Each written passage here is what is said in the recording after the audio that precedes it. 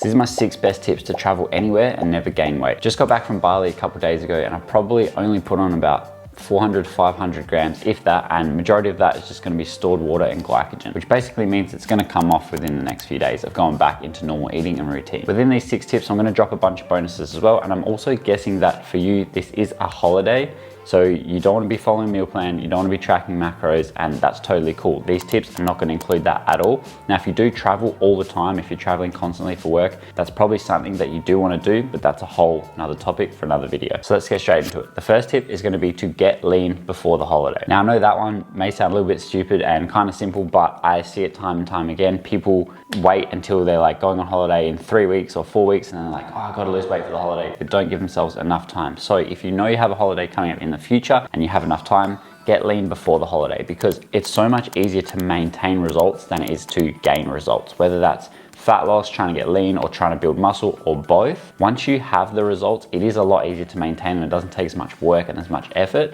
but actually getting them in the first place, that's the hard part. So if you do get lean before you go on holiday, it's gonna be obviously so much easier to maintain that rather than trying to continue to get leaner whilst you're on holiday and trying to have fun. Now, the second tip, moving into some nutrition stuff, I highly recommend just having 2 to 3 solid big meals per day and really trying not to have snacks in between those meals. Now, the reason for that is because generally when people just pick at stuff all day long, whether they do this on holiday or not, I see this happening in people's 9 to 5s all the time, they don't have solid meals. They're never full and satisfied, which means they're continually grabbing just little bits and pieces, drink from there, handful of snacks from there. They're never full and satisfied, which basically means that they're gonna continually be doing that all day, and those calories rack up so much faster than if you're to just have a solid meal. You can get a good amount of protein in it, you're gonna be full and satisfied. So that's my tips for eating. If you're not tracking your macros and you're not following a meal plan, like we said, that you're not gonna do, then I would highly recommend just having your 2 to 3 big meals per day. The third tip is gonna be try to avoid liquid calories at all costs.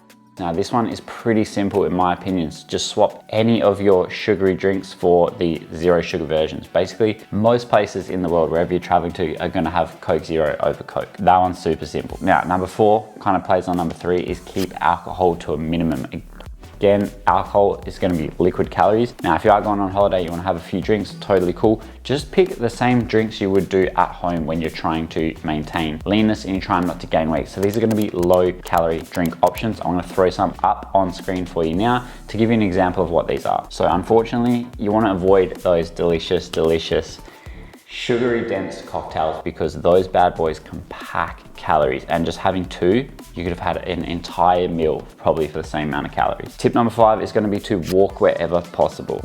Whenever you can, don't take a taxi, don't take an Uber, just walk, even if it is a little bit further than you usually do, because your non-planned exercise, AKA NEAT, AKA your daily steps, is one of the biggest factors in terms of how many calories we burn on a daily basis. So if you can rack your steps up over the day whilst on holiday, you're gonna burn so many more calories than you would at home, especially if you're moving and walking a lot more than you do at home. And this will help you maintain leanness. It will help you not gain weight on holiday so much more than you think. It is probably the most underrated, useful tool or tactic, whatever you wanna call it. Obviously it sounds super simple, don't get Uber, but if you do this, it will make a world of difference, I promise. Now, another bonus tip on this one is gonna be to do as many physical activities as you can whilst on holiday.